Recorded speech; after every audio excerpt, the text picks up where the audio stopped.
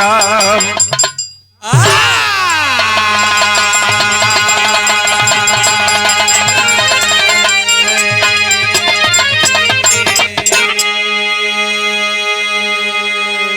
अच्छा भैया लोग, रियल बिरहा म्यूजिक चैनल की ओर से हम गायक कलाकार बबलू यादव और साथियन की आवाज में एक थे अपने समाज का आईना दिखावे चले थे। पहले के समाज में, पहले के लोगन में और आज में कितना अंतर हो गई भैया। पहले के लोगन में प्रेम रहे, भाव रहे, एक जगह बैठल लोग आपस में सलाह मशवरा होके कोनो भी काम होके लोग बड़ा प्रेम से होके सुलझाए ले। लेकिन आज सोशल मीडिया के जमाने में ये भैया जैसे जैसे मोबाइल के प्रचलन बढ़त गई, आदमी के दिल से दिल का दूरी बढ़त गई। लोग बैठे पहले ये फेंकू भैया तो अपने में बतियामा लोग, आज पजर में दरिये देखला बैठल हूँ अपने में मोबाइल में मस्त हूँ, फलाना अपने मोबाइल में मस्त हूँ, कोई से कोई के मतलब नहीं खे। जमाना कोने वरी जाई सोचे का विषय है ये भैया। 4 लाइन भूमिका से भाव है।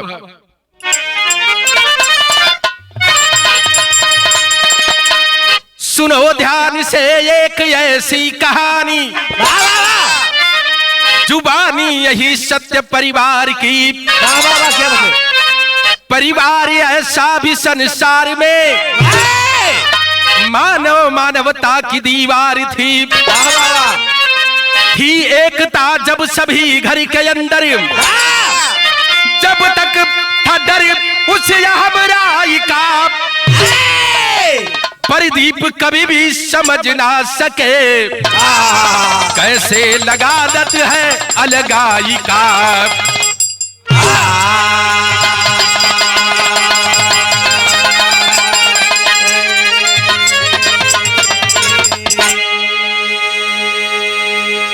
बतौली न भैया, पहले भाव रहे, प्रेम रहे, 2-3 पीढ़ी बीत जाए डबू भैया। आज तो दुल्ही आवत डेरी ना अलगौजी होत टाइम ना लगत हो, फैशन हो गई हो। लेकिन हम बताइला जहां एकता होले, जब आदमी में एकता रही है भैया, तब बाहरी लोग एक बार नजर उठा के देखे में भी 50 बार सोची। बिरहा में एक गीत लगत हो,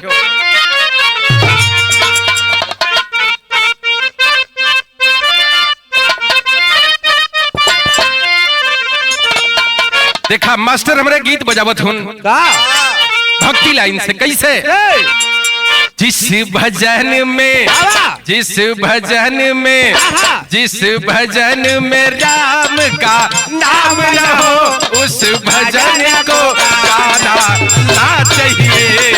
भजन में राम का नाम न हो, उस भजन को गाना ना चाहिए। भजन में राम का नाम न हो, उस भजन को गाना ना चाहिए। जिस भजन में राम का नाम न हो, उस भजन को गाना ना चाहिए।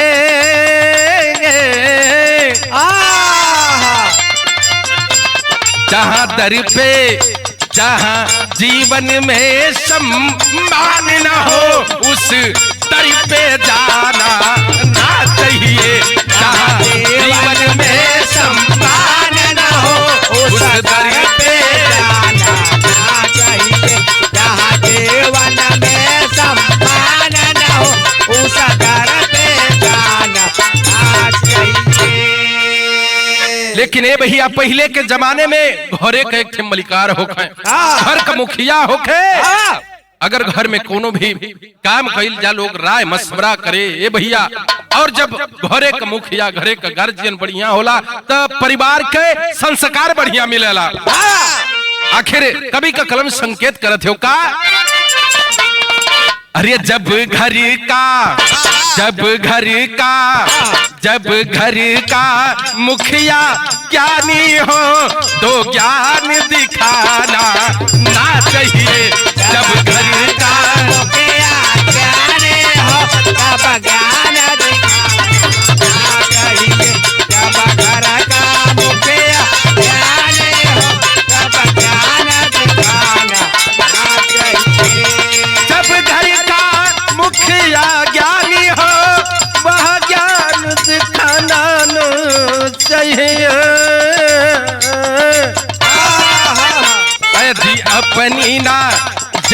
अपनी न समझे कोई तो वहाँ राय बताना ना चाहिए। यदि अपनी न समझे कोई तो राह बताना ना चाहिए। जब समझ हमसे कोई हो जब राह बताना ना चाहिए। भैया हो हम बताइए आदमी के बोले के भी बड़ा सोच समझ के चाहिए फेकू भैया। जहाँ ना होखे वह भाषण देवे लगबा राय देवे लगबा तोहरी राय का कोनो मतलब नहीं के रह जाई। ऐसे वजन से बोले के चाहिए आदमी के। बिरहा में कहानी का शुरुआत होती है मास्टर।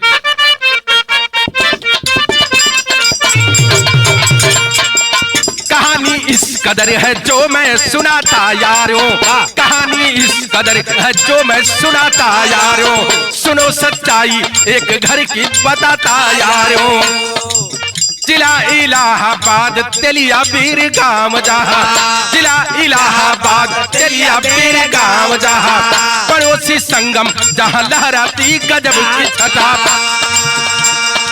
कहानी कहाँ से लेहल गई? कहाँ से? प्रयागराज इलाहाबाद में एक छोटा सा परिवार, लेकिन परिवार में सुख और शांति है, परिवार संयुक्त हो, लोगन में एकता हो, लोग बड़ा सामंजस्य बना के परिवार का नैया चलत हो, समय बीतत हो थका। घराना यादव जी का जीविका चलाए हैं, पुरानी 20 लोग वक्त को बिताए हैं।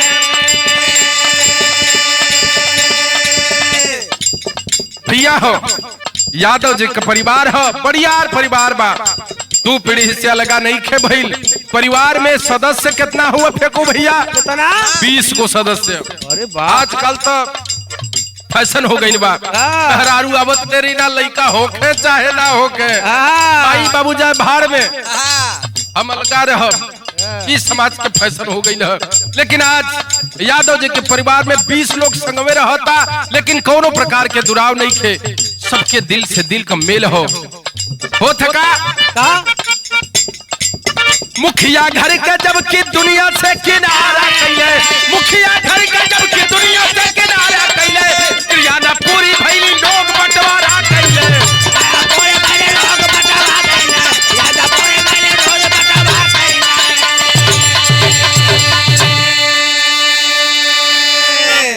भैया हो इस बतौली न कि घरे का मुखिया अगर गार्जियन बढ़िया होला तो परिवार का दिशा और दशा दोनों ठीक रहे। आज यादव जी घर में मुखिया जी जब तक रहलन, लोग बड़ा बढ़िया से बीतल, समय बड़ा अच्छा से कटल, लेकिन जैसे ही मुखिया जी का स्वर्गवास भइले फेकू भैया, परिवार धीरे धीरे बिखरे लागल, लोगन में मतभेद पैदा होखे लगल और स्थिति एक कदर बिगड़ल। मुखिया जी के तेरहियो ना बीत पौलस, अब परिवार में खींचातानी शुरू हो गई और खींचातानी एक कदर बढ़ले भैया कि लोग हिस्सा बखरा के मांग करे लगल और गांवपुर के मदद से, अगल बगल के लोगन के मदद से बांट देहल गई हिस्सा।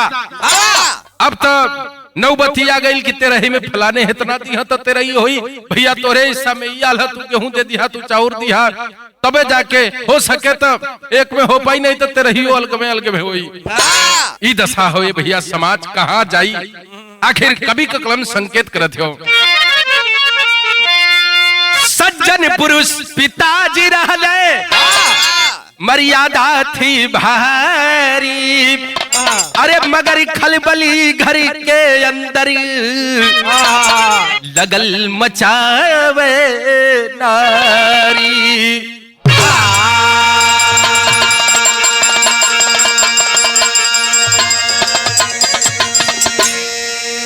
भैया हो यह तो ना समझ में आवेला पहिलमा के लोगन का कैसे बीत जात रहे, आज काहे ना बीतत है फेंको भैया।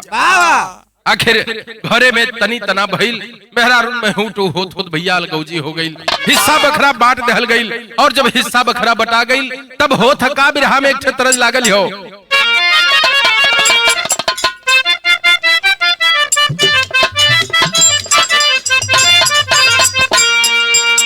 देखा है भैया कौन दुल्हे के मन से दो परदेश चल गई फेंको भैया, दुल्ही अपन दर्द बयान करतिया, अरे फेंक दिल थरिया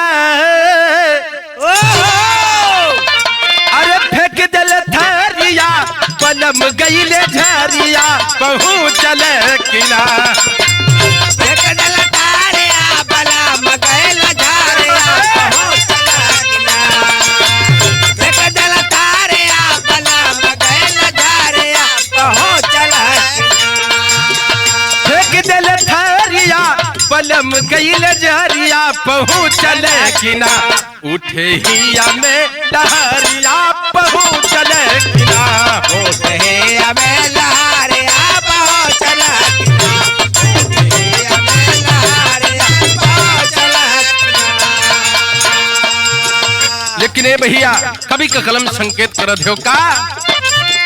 हाय रे जमाना कहे मारे रोज ताना वही भोजनवा के नाम।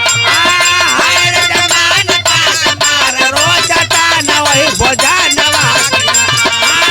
हाय रे जमाना रोज मारे रोज ताना वही भोजनवा के नाम। ए भैया एक थे माई बाप 10 गो 20 गो 5 गो बचवन के पाल लेवल, लेकिन एगो माई बाप के पेट 10 गो बचवन के काहे अपार हो जाला। ये फेंको भैया यह तना ही समझ में आवेला। माई बाबू बचवन के पाल लेलन, लेकिन जब माई बाबू का दिन आवेला बुढ़ौती आवेले तब बचवा काहे बदे के माई बाबू के भार समझे लगलन। यह तो सोचे का विषय हो। आज मुखिया जी मर गईलन, तेरा ही बिता दहल गई, बंटवारा हो गई, लेकिन परिवार में 7 गो लोग कमाए वाला बा, लेकिन वही परिवार में पुरनिया माई बाबू आज भार लगत हुआ में हरारू 7 जने हैं, सबकर खाना चल जाता, सबकर बन जाता, लेकिन वह बुढ़वा बुढ़िया पार हुवन। रोज ताना सुने के मिलत है बुढ़वा बुढ़ियन के कि कैसो मिला जाए तक बिना मतलब के दूध प्राणी का खाना और अधिका बनावे के पड़ता। तब कवि का कलम संकेत करत हो का। हाय रे जमाना काहे मारे रोज ताना वही भोजनवा के नाम।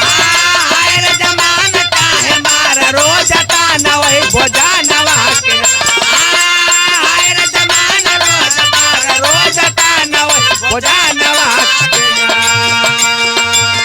हाय रे जमाना रोज मारे काहे ताना वही भोजनवा के नाम।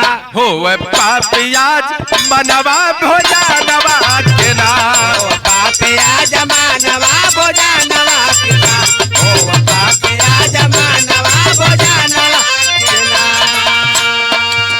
मर्दे में 7 लोग दिल में कमाना। चावड़ी कश्मीरी गेट ड्यूटी करे जाला। चावड़ कश्मीर के डोट कार जाला। चावड़ कश्मीर के डोट कार जाला। परिवार में 7 गो कमाए वाला हुआ ये फेंकू भैया, लेकिन तब वो माई बाबू अपार हो गई। कैसन समाज हो जाता है ये भैया, कहे के पड़ता का। चाहे गर्मी सर्दी चाहे बरखा हो थे घामवा कमावा बिना।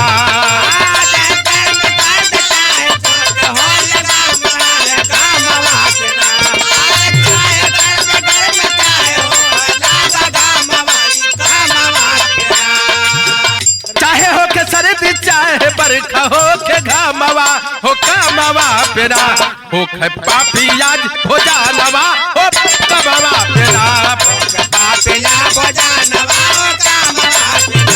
पापिया भोजनवा कामवा बिना। परिवार में ये भैया 7 को कमाए वाला हूँ।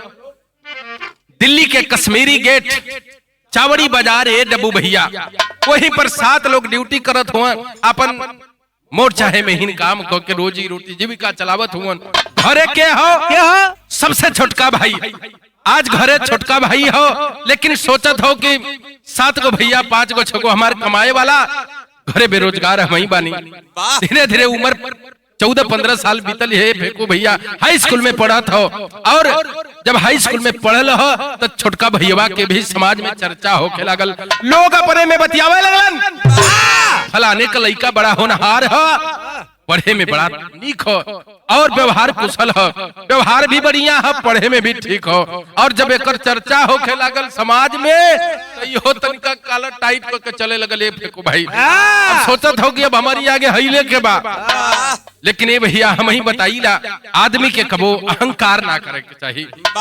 आज जब एक चर्चा भइल तो अपन गमछा लहरावत एने समने ये गली भाजा शुरू कैला सब। सोचत हो कि अब तो हम यादव जी कहे लायक होइए गइल बानी और लोग भी अब सम्मान से यादव जी कहा फलाने का लड़का बड़ा नीक हो, नहार अब व्यवहार कुशल हो।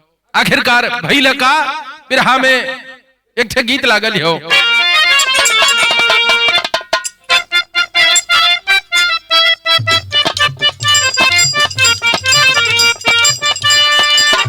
देखा ये भैया मास्टर हमारे गीत बजावत होन कैसे। हाथ में मेहंदी मांगत सिंदूर बर्बाद कजरवा हो गइले, बर्बाद कजरवा हो गइला, बर्बाद कजरवा हो गइला। लेकिन आज छोटका भाई समाज में चलत हो, गांवपुर में चर्चा होके लागल और जब चर्चा होके लागल तब कवि जी लिखल न हो। चारों में लेकर हले सन पिरनवा, चारों में एक रहले का बिरन खुश चमके बदनवा, पानी में खुश चमके बदनवा, आए हो बदे चमके बदनवा, आए में। अरे नाम शुभम यादव जेकर चर्चा भइल बा, नाम शुभम यादव जेकर चर्चा भइल। देखा भैया सुघर खन तानी में, देखा भैया सुघर खाना खाने में हो, देखा भैया सुघर खाना खाने में। आज यादव जी के लड़का छोटका शुभमवा के चर्चा होके लागल। फेंको भैया आज जब चर्चा भइल तो करत का हो, आई हिराने के शान का पगड़ी, अरे लहरावे दोपहरिया में, अरे हाय रे सोलह का महिमा गजब, कहे हाय रे सोलह का महिमा गजब, तब यगिया लगावे पानी में, अरे यगिया लगावे पानी में, हर यगिया लगावे पानी में। धीरे धीरे आज छोटका का उम्र भी 16 साल पार कर गेले। फेंकू भैया हाई स्कूल का परीक्षा देवे वाला है और जब 16 बसंत पार के लिए समय बीते लगल। कवि जी टेरी में भाव दिलन है।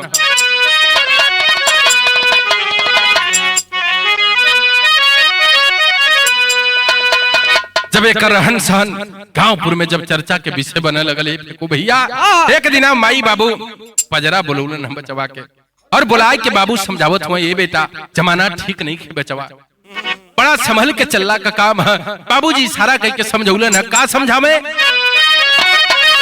अरे पगरिया, हाँ पगरिया जनी डुबाया बचवा, अरे चाहे जतना जहवा संगी साथ बनाया, अरे बनाया बनाया।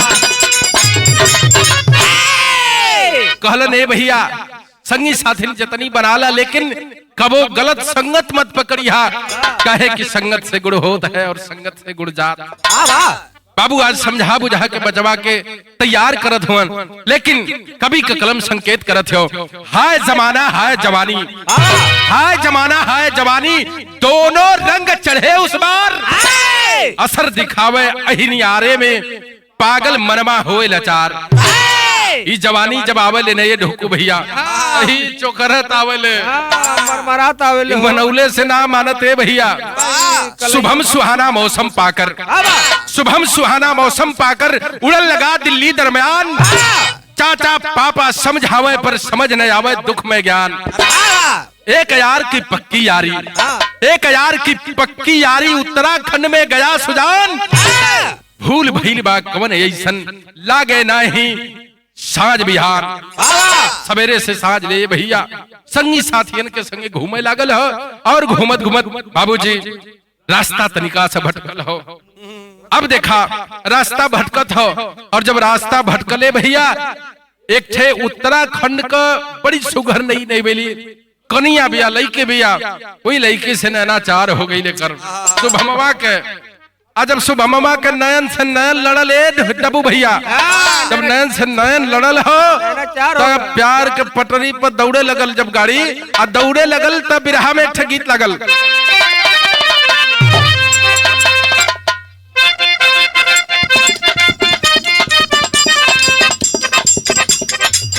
सैया मिलल बाटा ड्राइवर त चलाई गाड़ी हो, सैया मिलल बाटा ड्राइवर त चलाई गाड़ी हो, सैया मिलल बाटा ड्राइवर त चलाई गाड़ी हो, सैया मिलल बाटा ड्राइवर त चलाई गाड़ी हो, करी पाउन का पियाई त लड़ाई गाड़ी हो, करी पाउन का पियाई त लड़ाई गाड़ी हो, अरे पाउन का पियाई त लड़ाई गाड़ी हो। लेकिन ये जमाना के लोग नयका पीढ़ी के देख के हमारे कवि जी लिखत होन का लिखलन, प्यार खट्टा मीठा स्वाद बर्बादी बाबूजी,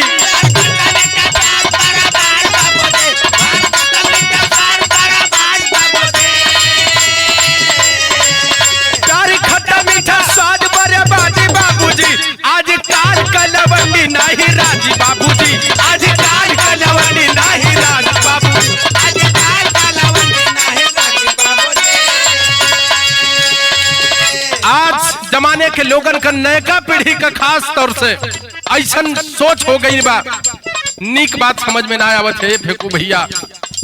शुभमवा करत का हो, शुभमय लवंडा प्यार फोनवा से कइले, लवंडा प्यार बोला से कइले, लवंडा प्यार बोला से कइले, चढ़ली जवानी रंग पूरा या जमैले, जय जवानी रंग पूरा या जमैले, जय जवानी रंग पूरा या जमैले, उत्तराखंड वाली माल झल दागी बाबूजी, उत्तराखंड वाले माल डाला दादी बाबूजी, उत्तराखंड वाले माल डाला दादी बाबूजी, उत्तराखंड वाली माल झल दागी बाबूजी, आज काल का लवंडी नहीं राजी बाबूजी, आज काल का लवंडी नहीं राजी बाबू, आज काल का लवंडी नहीं राजी बाबूजी। भैया हो बात नहीं मानल शुभमवा, और जब लड़की से नैनाचार भइल, प्यार भइल, और कुछ दिन तक रिश्ता बड़ा बढ़िया से चलल, होने से अब रात दिन सवेरे से साँझ बतियावे शुरू कैले ने फेंकू भैया, और बतियावत बतियावत अब कहानी यहाँ तक बढ़ गई कि अब एक गेट से वो गेट, दिल्ली में अब बाह में बाह डाल के घुमावे लगल के, और जब सवेरे से साँझ ले घुमावे लगल, कॉलेज के अगल बगल जब घूमता ना दोनों प्रेमी प्रेमिका, अब अगल बगल के लोग आना हटता नहीं खे ना, चर्चा होके लागल, फलाना जगह के लड़का शुभम नाम के लड़का फलानिया लड़की से प्यार करता, आए रहन को प्यार का चर्चा पूरा जवार में बाये भैया। आज जब चर्चा बढ़ल धीरे धीरे, तब एक दिन आए भैया दिल्ली यही कश्मीरी गेट, जब अलन है दोनों प्रेमी प्रेमिका रहत हुन परिवार के साथ में रहत हुन, लेकिन इन्हन का रहन ठीक नहीं खे। अब सवेरे से साँझ ले जाए तब थिएटर में फिल्म देखाए भैया, अभी बेचारा रोज फिल्म दिखावता, रोज घुमावता, आ अगल बगल के लोग में काना फुसी होता, ये भाई फलानमा के लइकवा के संगमा कोनो लड़की रोज रोज घूमती, आखिर बात का बा, चर्चा होता, जैसन के समाज में देखे के मिलता, मेहरारू अपने में बतियावता नहीं, लेकिन समय बीता लियो, और समय बीतल एक दिन ए फेंकू भैया, चाची के तबीयत खराब हो गई, और चाची के जब तबीयत बिगड़ल तो वो दवाई करावे बदे के ही दिल्ली आ गई कश्मीरी गेट, और जब चाची दिल्ली अली हाँ तो आंख बंद तो नहीं खे, अब इन्हन कर हन सहन देखत हई, हाथ में हाथ डाल के अपन जात हो, सवेरे से साँझ ले good morning, good evening, good night बोलता न सो, चाची देखलस तो कलस, ओहो लगत है बात बिगड़ल चाहत या, चाची से इन्हन कर हन रास नाई आवत हो। कवि जी लिखत हुन पहपट में,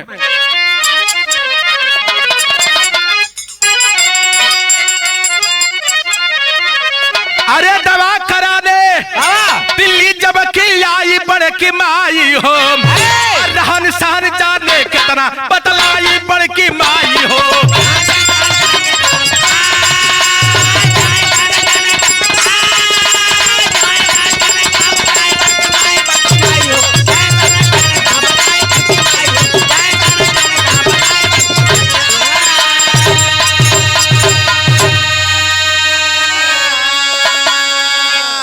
माई दवाई करावे बदे के आल है, लेकिन शुभमवा के रहन सहन ठीक नहीं खेलागत।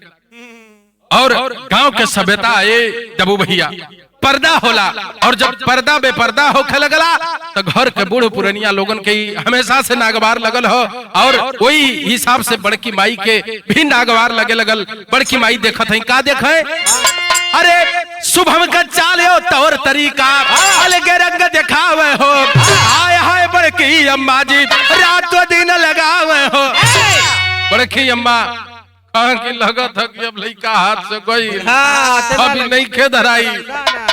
लेकिन बड़की अम्मा जब शाम के बचवा लोग अपनी अपनी ड्यूटी से आइल हो, और जब एक जगह इकट्ठा बहिल तो बड़के माई समझावत है का समझावे, तब पल पल के परिहारी भारी आई बड़की माई हो, अरे आपस की करमतिया आग लगाई बड़की माई हो।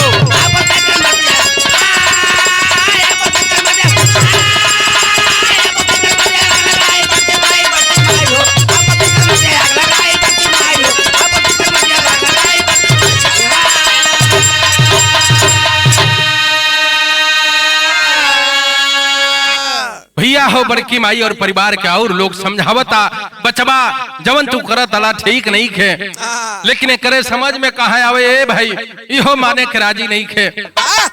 हमरे प्रदीप कवि बस्ती वाले नसीहत भरी लाइन आल्हा में लिखत हुन भैया, अरे खेत खाई मेढ़िया जब की अरे खुद ही विनाशक होई, आपस में होई एक दिन वे तकरार,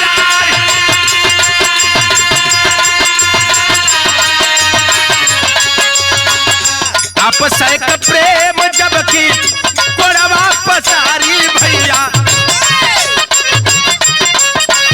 सब ही के दीना बाहो लागी अनहियार,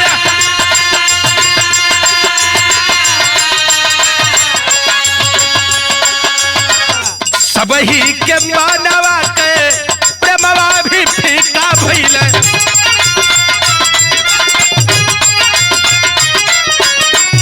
मेहरी बनावे तब कृष्ण का के दीवार,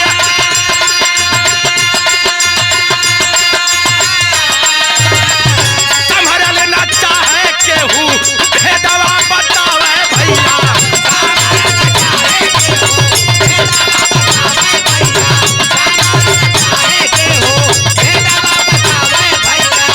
तब ही हो जाला बापू घरवे हो उजाड़।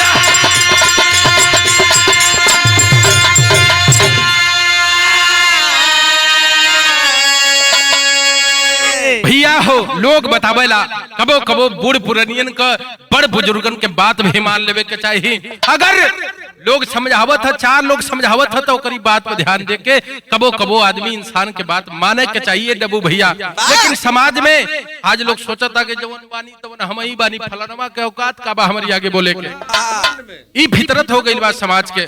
लेकिन हम बताइला अगर जहाँ पंच हो वहीं परमेश्वर हो, तो अगर पांच आदमी समझावत हो तो बात जरूर मान लेवे के चाहिए, एक बार विचार करे के चाहिए। आखिरकार बबुआ शुभमवा के लोग समझावल, और जब समझावल तो करियो बात धीरे धीरे पिंच कैली हो, और जब बात समझ में आई है तनिका समय कम देवे शुरू कैलस तो एक दिना ई जवन उत्तराखंड वाली लड़की हो इहो धोखा दे गई, कलश की लागत कि तब बदलत या उत्तराखंड वाली लड़की सोचता ई तब बदल गई ले भैया, इतना कम समय में जब बदल गई तो आगे जिंदगी में ई का करी, करी संगे हमार बीते जोग नहीं खे। अब लड़की अपन रास्ता पकड़ लेलस, लड़की अपन रास्ता पकड़लस, शुभमवा के घरे के लोग समझावे लगल ए भैया सम्मान के जिंदगी में जवन मस्तक ऊंचा करके समाज में चल लेबा, अगर सम्मान पे दागी लग जाई समाज में झुक के चले के पड़ी, उस जिंदगी मौत से भी बदतर होले भैया, तो ऐसा जिंदगी जियले से फायदा का हो। शुभमवा के बात समझ में आ गई, सोच गई 4 दिन के मजा खातिर पूरे जिंदगी भर कलंकी कहावल ही ठीक नहीं खे। आखिरकार कवि जी आखिरी लाइन में समाज बदे थे नसीहत लिखत भाव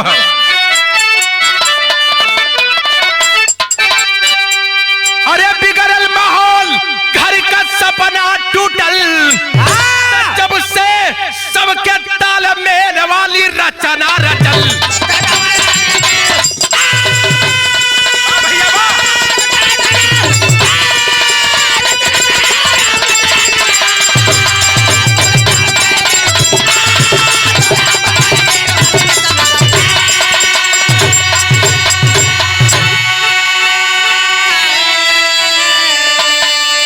भैया हो लोग समझावल शुभमवा के समझ में आ गई बात, इता पर रहन सुधार लेलस, लेकिन तब तक शायद बात बिगड़ गई है। ये फेंको भैया, शुभमवा तो अपने के सुधरलस, लेकिन परिवार में का भइल? अरे शुभम के आदत में सुधार फिर भइल, अरे लेकिन घर वालन में समानता न भइल।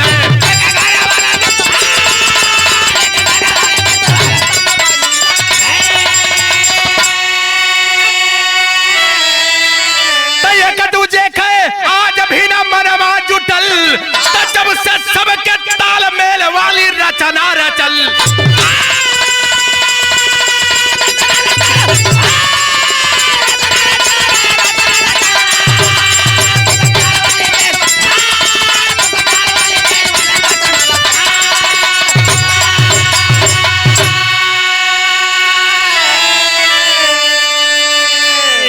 यही से तो हम बताइला भरोसा और प्यार कर रसरी बड़ी कमजोर होले डब्बू भैया। और कौनो भी रिश्ता का बुनियाद भरोसा और विश्वास पर टिकले। अगर ये जोड़ एक बार टूट जाले ना, तब अगर ओके जोड़ भी देबा तो में गांठ जरूर पड़ जाले। आज परिवार में मतभेद कायम रह गई, लोग जोड़े के कोशिश करता, लेकिन कैसो कैसो जुड़ाव तो हो गई, लेकिन दिल में कसक कहीं न कहीं आज भी हो। यही लिए हम बताइला भरोसा कोई के ना तोड़े के चाहिए, रिश्ता के अहमियत समझे के चाहिए। रिश्ता और बढ़िया लोग बड़ा भाग से मिलल नहीं भैया। ये कोनो न कोनो जन्म के कर्तव्य और कमाई बढ़िया होला, तब जाके बढ़िया लोग मिलन, बढ़िया परिवार मिलेला, बढ़िया रिश्ता मिलेला। आखिरी लाइन में भाव है,